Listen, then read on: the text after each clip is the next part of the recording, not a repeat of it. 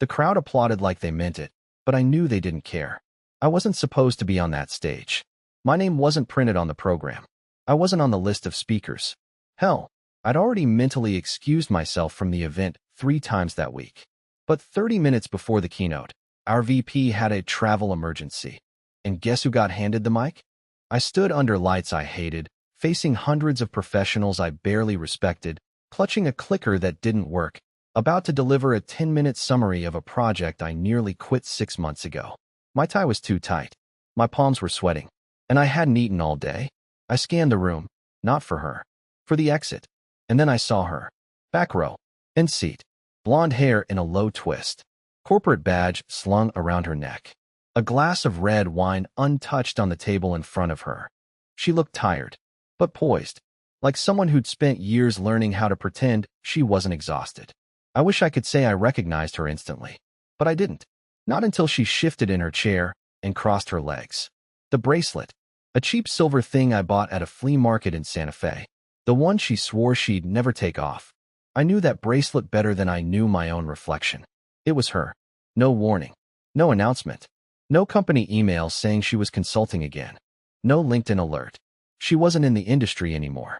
Last I knew, she'd vanished after the separation, moved in with him, and swore we'd never cross paths again. But here she was. Front row to the one part of my life she never bothered to ask about. And just like that, I couldn't speak. I went through the slides like a robot. I heard myself talking but didn't understand a word. I must have mispronounced a dozen names. People laughed at a joke I didn't even remember telling. I avoided eye contact with her like she was the sun, like looking too long might blind me. When I finally stepped off stage, I didn't go to the open bar. I didn't join my team. I just wandered into the hallway like a ghost and leaned against a wall I hoped would swallow me. And that's when I heard footsteps. Soft, careful, familiar. She didn't say my name. She didn't need to. I turned, slowly. Camille. 3 years. No calls. No emails. No birthday texts. Not even a forwarded piece of mail. 3 years since she left behind a shared apartment, a cat, and a man who once believed she was the last good thing in his life. And now, she looked at me like she'd seen a ghost. Then, out of nowhere, like her own face betrayed her, she started crying. Silently, just standing there, tears sliding down her cheeks. No apology, no explanation, no words. She wiped her face with the back of her hand, like she could erase what I'd become. But it was too late. I was no longer the man she broke. But I was still the man who remembered everything, even the parts she begged me to forget. I wish I could say I was strong in that hallway, that when Camille started crying, I stood tall and unbothered, like some poetic symbol of a man who moved on and left the past behind. But I didn't. I froze. My knees locked up. My stomach twisted. I felt like a badly built IKEA bookshelf ready to collapse under its own weight. Because I remembered something right then, something I hadn't let myself think about in years. The storage unit. Back when she left, she told me to keep the apartment. Said she needed a clean break. She only took essentials, a suitcase, her work laptop, and weirdly enough, an old blanket from her college dorm. But 2 weeks later, I got a call from a facility on Larchmont Avenue. A woman named Carol told me a unit had been rented under Camille's name and asked if I was listed as an emergency contact. I wasn't, but Carol assumed we were still married. I didn't correct her. Out of curiosity or stupidity, I went. It wasn't filled with moving boxes. It wasn't furniture or clothes. It was specific. A man's leather jacket, size large. A toothbrush in a travel case. Cologne I'd never worn. A full gym bag with a tag that said Dominic. That was when I knew. Not suspected, knew. She hadn't left to find herself. She left to keep hiding someone else. Someone already in her life. Someone whose scent I could still smell in our sheets when I was too broken to wash them. But here's the worst part. I never confronted her. I told myself I didn't want the drama, that it wouldn't change anything. But the truth? I was afraid. Afraid she'd look me dead in the eyes and say, yes, I loved him. And I couldn't handle that. So I stayed quiet. Let her walk. Let her rewrite the story however she wanted. But standing there at the event, watching her fall apart in real time, I finally saw it. She thought I never figured it out. That I believed her nonsense about needing space and not being ready to settle down. She assumed I blamed myself, and for a while, I did. She moved first, wiped her face, looked up at me with that same Camille voice I hadn't heard in years and said, "I didn't know you'd be here." I laughed, out loud, not because it was funny, but because the audacity of it cracked something loose inside me. "I work here," I said. "Where exactly did you think you were?" Her lips parted like she had an answer, but nothing came out. Then she stepped closer. Too close. Close enough for me to smell the same perfume she used to spray on my pillow when she left for conferences. I wasn't expecting this," she whispered. No apology. No acknowledgement. Just vague words and wet eyes. I didn't respond. I couldn't. Because behind her, across the hallway, through the open door to the lounge, I saw something. Or rather, someone. A tall man, well-dressed, mid-40s, standing with a glass in his hand, watching us.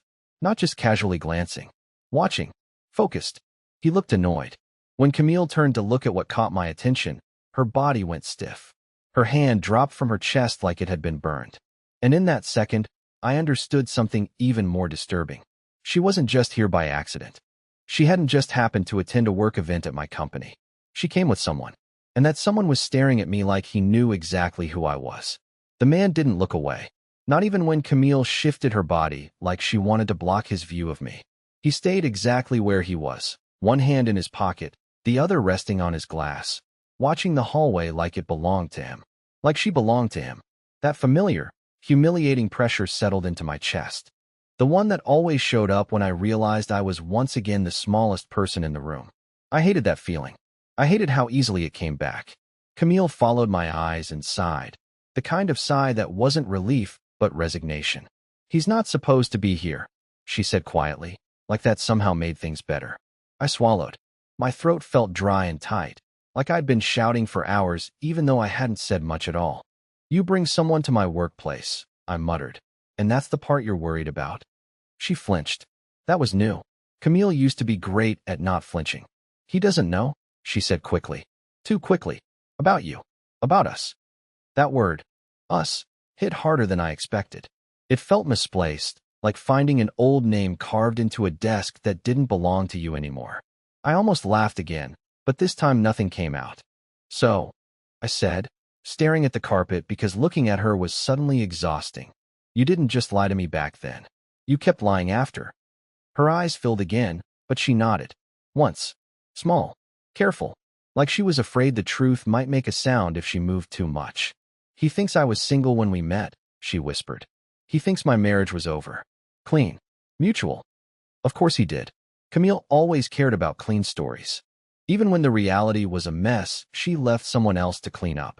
The man across the lounge finally started walking toward us. Not fast. Not angry. Just confident. Each step felt like a countdown. Camille noticed too. Her shoulders tightened. Her hands clasped together like she was bracing for impact. "Please," she said under her breath, not looking at me now. "Don't say anything. Not tonight." That word again. Please. She used it now like a reflex, like I was still the person who existed to absorb consequences for her. I should have said no. I should have told her I didn't know her silence anymore. But there it was, my old weakness, still alive, still breathing. I nodded. Barely. The man reached us and smiled, polite but strained.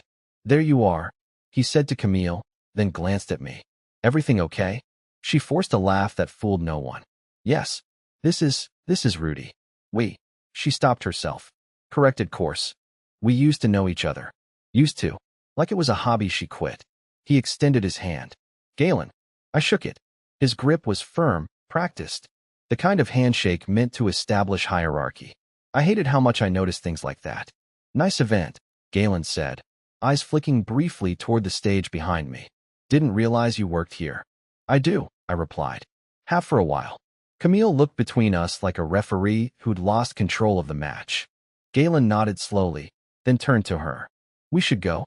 I've got an early call tomorrow." She hesitated. Just a fraction. Long enough for me to see it. Long enough to know she was measuring something in her head. Regret, maybe. Or fear. Or the sudden realization that running away doesn't erase history. As they walked off, Camille looked back one last time. Her face crumpled again, and she mouthed something I couldn't hear. I didn't chase her. I didn't wave. I didn't give her anything. But as I stood there alone in that hallway, One thought kept looping in my head, loud and unavoidable. If she lied this easily to him, then the truth was going to surface eventually. And when it did, I had a feeling it was going to circle back to me whether I wanted it to or not. I didn't go back inside the event. I couldn't. The idea of standing around with coworkers, pretending to care about market trends and networking strategies while Camille and that man walked the same halls, I just couldn't stomach it. So I slipped out through a side exit and sat in my car, engine off, just staring through the windshield like the answers might materialize in the fogged glass. My hands were still shaking. I'd like to say it was anger, but honestly, it was everything. Anger, shame, confusion, the ache of a wound I thought had finally scabbed over. I felt like I was reliving the breakup in fast forward, except this time, I could see every frame clearly. No denial, no false hope, just truth, raw and ugly. I pulled out my phone, opened my photos, scrolled all the way back to the folder I promised myself I'd never open again. Camille, 2020. There were pictures of us in the old apartment. Her on the couch with the cat curled in her lap. Us at that lake house in Michigan, the one we rented to reconnect a few months before she left. I zoomed in on one, the one where she was holding my hand, but looking just past the camera. I used to think she looked thoughtful, but now I saw it clearly. She looked distracted, like someone already halfway out the door. I backed out of the photo and closed the app. My heart was racing again, but this time it wasn't from panic. It was from something else, something heavier. A realization I hadn't allowed myself to speak aloud until right then. Camille wasn't just in my past. She was a walking archive of lies I never dared to catalog. And if she was still lying to this Galen guy, still painting me as a forgotten footnote, it meant one thing. My silence was helping her get away with it. And that didn't sit right with me anymore. I drove home in silence, headlights cutting through the dark streets like I was slicing open something sacred. My apartment was quiet, empty. No cat. No scent of jasmine from her old candles. Just me and the hum of the refrigerator. But the moment I sat on the couch, I remembered something I hadn't thought about in years. The notebook. It wasn't just some cliché journal. It was the one Camille used when we were still doing marriage check-ins, back when she said we needed better communication. She kept notes in it, weekly goals, relationship questions, little thoughts and intentions. She left it behind when she moved out. I'd boxed it up with the rest of her forgotten things, shoved it deep in my closet under old tax files and broken chargers. I got up and started digging. Within minutes, there it was, beige cover, worn edges, still smelling faintly like her perfume. I opened it, skipped the front pages, flipped to the tab labeled Chicago. That was the trip. The one she said was a last-minute work retreat. The one she flew out for 2 weeks before I found the first suspicious charge on her card. A hotel that wasn't even in the city she claimed she'd been visiting. There, scribbled in her handwriting, was a line I'd never seen before. D feels like freedom. I don't want to feel guilty anymore. I want to stop choosing safety over passion. My stomach turned. D had to be him. Dominic? David? Damon? I didn't know, but I knew it wasn't me. I wasn't passion. I was safety. And the worst part? I hadn't read this when she left. I'd been too scared to look. But now I had it. Proof. Words. Her own handwriting. Not just speculation or Instagram posts or blurry photos in rooftop reflections. Her words. The ones she thought I'd never see. Suddenly, the idea of staying silent felt like betrayal of myself. And as I stared at the page, my phone buzzed. Unknown number. One text. I need to talk. Please. Don't tell him. It was her. And now, she wasn't crying in a hallway. Now, she was begging. I stared at her message for a long time without responding. Just one line, sitting there like a loaded weapon in my inbox. I need to talk. Please. Don't tell him. There was no name attached, but I didn't need one. The desperation in her wording, the timing, the trembling subtext hiding between the periods, it was her. Camille. I locked my phone and dropped it on the table. Then I picked it up again. Locked it again. This cycle repeated 6 times.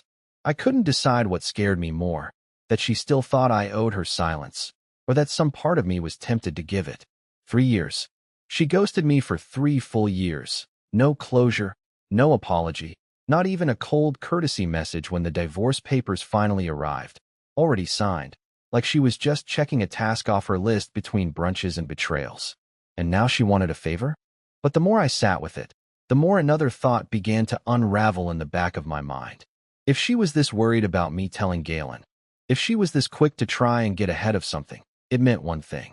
Whatever she'd told him, it wasn't just sugar-coated. It was probably the complete opposite of what really happened. And suddenly, I had an itch I couldn't ignore. I opened her Instagram. Private. Still blocked. Figures. I opened Galen's, based on his full name from the event program. Bingo. Public profile. Clean. Professional. Vacation pics, charity dinners, some promo shots with tech entrepreneurs. I scrolled further. There she was. Camille. In a black dress, sitting next to him at a foundation gala 6 months ago. His caption read, "Grateful to have the most honest, grounded woman beside me through it all." Honest. Grounded. I almost threw my phone. There were more pictures. Her with his mother. Her helping him plant trees at a community event. Her looking like some angelic corporate wife. All with the same tone. Trust, admiration, stability. He had no idea. He was living inside her performance and loving it. And I had the script, the notebook, the receipts, the memories, the facts. I couldn't sleep that night. I lay there for hours, staring at the ceiling fan, letting it spin my thoughts into knots. Every breath felt like dragging a suitcase full of unresolved pain up a flight of stairs I never agreed to climb. Around 3:12 a.m., I broke. I texted her back. "You want to talk?" "Fine." Noon. In public. No drama. If he shows up, I walk. She replied almost instantly. "Okay. Please, Rudy. Please." The next day, I chose a cafe near the river. Quiet, public, neutral. I got there 10 minutes early and sat at a table in the back, nursing a black coffee and the tight coil in my chest. She arrived exactly on time. Like always, Camille had this obsessive punctuality that never cracked, even when everything else in her life was chaos. She looked nervous. Not glam, not polished. Just tired. A little older. I wondered if I looked the same to her. She sat down without speaking. I didn't say anything either. I wanted her to squirm first. Finally, she leaned forward. "He doesn't know," she said softly. "About the overlap. About how everything ended." "Ended?" I snapped. "You mean how you walked out and erased me like a clerical error?" Her face flushed. She looked down at her hands. I panicked. I didn't plan for it to happen like that. "No," I cut in. "You plan worse. You plan to rewrite the whole thing and cast yourself as the victim." Her lip trembled, and for a second, I thought she might cry again. But I wasn't moved this time. I was angry. And underneath that, something deeper, cold, controlled. "I found the notebook," I said. Her eyes shot up. Wide. Afraid. I held her gaze. "The entry about D feeling like freedom? The part where you said you were tired of choosing safety over passion?" She went pale. Completely drained. She didn't even try to deny it. Just sat there, stunned. "I didn't show him," I said quietly. "Not yet." Camille's voice broke when she finally spoke. "He can't find out. Rudy, please. His reputation, his family, it'll destroy everything." I sipped my coffee. Let the silence hang. She leaned forward, whispering now. "I know I hurt you. I know I don't deserve your help. But if you ever loved me at all." That was it. I slammed my palm on the table, not hard, but loud enough to make her flinch. "Don't you dare use that," I hissed. "You weaponized love once. You don't get to do it again." Her mouth opened and closed. No more words. I stood up, grabbed my phone, looked her in the eye one last time. "This isn't about revenge," I said. "It's about the truth catching up to you. And you, Camille, you've been outrunning it long enough." Then I walked away, and for the first time in years, I felt like I wasn't the one left behind. I didn't go home after the cafe. I needed air. Real air. Not the kind you breathe in an apartment filled with old ghosts and unopened mail. I ended up walking for blocks without realizing where I was going, just drifting through streets like a man who'd escaped something but wasn't sure if freedom felt any different than the prison. Camille's face haunted me. Not because I missed her, God, I didn't, but because she looked like a woman cornered by her own decisions. And maybe I wanted her to feel that. For once. The thing is, when someone burns your world down and walks away without looking back, they don't realize what they're really doing. They think they're just leaving. What they're actually doing is handing you a lifetime of unfinished questions, unpaid emotional debt, and no instructions for how to rebuild. And now, 3 years later, She wanted me to help her keep her new life intact. I pulled out my phone again. Reread Galen's Instagram caption. The most honest, grounded woman beside me. The irony could have choked me. I looked up his company name again. That tech startup he co-founded. They were hosting a partner luncheon later in the week. A very public, very prestigious event. One where he'd definitely be. I wasn't planning anything crazy. No scenes. No shouting. Just one simple idea had crept into my head during the walk, and it wouldn't let go. What if the truth just showed up? No drama. Just the truth. Laid bare. Because Camille could lie to him all day long. But a page from that notebook, her handwriting, her words, that would say more than I ever could. I didn't want revenge. I wanted release. But as I stood outside my building that night, about to walk back into my quiet apartment, something happened that made everything 10 times messier. A car was parked across the street. Engine running. Lights off. And inside, Camille. Alone. Watching my front door. Waiting. I didn't move at first. I just stood on the sidewalk, half in shadow, trying to figure out what kind of person waits outside the apartment of the man she cheated on, lied to, erased from her life, and then begged for silence. All in the span of a few years and one shaky reunion. Her headlights were off. Engine idling. Window cracked slightly, just enough to pull in the December air. She wasn't texting, not scrolling. She was just sitting, waiting, as if she already knew I'd see her. When I finally crossed the street, she didn't flinch. I knocked on her window, and she reached over and unlocked the door without saying a word. I slid into the passenger seat. The heater was blowing low, and the inside smelled like her again. Vanilla, citrus, some hint of nostalgia I never asked to remember. I didn't know where else to go, she said, eyes forward, hands clenched in her lap. After today, I panicked. You made it pretty clear you had someone else to go to, I said. She winced, but didn't fight it. I can't tell him. You don't understand. His name is everything. His company, his reputation, he's fragile. That made me laugh.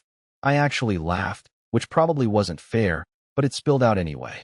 So now you care about consequences? Camille looked over at me, and this time her voice dropped low, like she was peeling back a truth she didn't even want to admit to herself. He's not what you think. What I think. I shot back. I'm not the one hiding a double life here. She went quiet for a moment, then whispered, he's controlling. The word hung in the air, heavy. And for the first time since that hallway encounter, I didn't know what to say. Because if there was one thing I'd never imagined Camille calling anyone, it was controlling. She was the one who always needed space, always pushed against rules, against routine, against anything that felt like a cage. And now she was saying he was the cage? He doesn't hit me, she said quickly, too quickly. Not like that. It's just, there are expectations. Standards. He reads every contract I sign. I have to ask before I travel. He knows my passwords. My stomach sank. You ran from me because I was boring, I said. And now you're with someone who audits your freedom? Camille nodded slowly, eyes glistening. At first, it felt like structure. Like safety. After everything fell apart with us, I thought I needed that. But it's suffocating, Rudy. He doesn't trust me. He questions everything. I think, she cut herself off. You think what? She looked at me then, finally, really looked at me. I think he knows I lied. About how we started. About you. He asks about you sometimes. Why I won't mention you. Why there's a gap in my story. My heart pounded. Then tell him, I said. Tell him the truth. The real one. Not the rewritten one. I can't, she said, shaking her head. You don't know him. I don't need to. But I know you. And I know this. You didn't come here tonight because you care about him. You came here because you're terrified he's about to find out the version of you that you've buried. Camille broke. She leaned forward, elbows on the steering wheel, hands in her hair. And for the first time, I didn't feel pity. I didn't feel warmth. I felt something colder. Like I was watching a stranger unravel. I was wrong, she said. About you. About everything. I traded someone who was real for a life that looks perfect on the outside and feels like a hostage situation on the inside. I let the silence stretch. I'm not your escape plan, I finally said. She nodded, wiping her face. I know. We sat like that for another minute, me in her passenger seat, her in the ruins of her lies. Then she reached into her purse and pulled something out. Folded paper. Familiar. Beige cover. My blood ran cold. The notebook? I asked. She nodded. I read it again. I found the copy I made, in case I ever needed it. And I saw how much damage I did. She handed it to me. Give it to him, if you want, she said. Or don't. I won't stop you. And just like that, she started the car. I'm sorry, she said. For all of it. And not because I got caught. Because it took me this long to see it. Then she drove away. And for the second time in my life, I watched her disappear.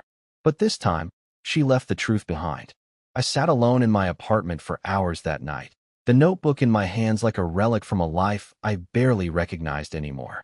The pages were soft from time, bent at the corners, but the words inside hadn't aged a day.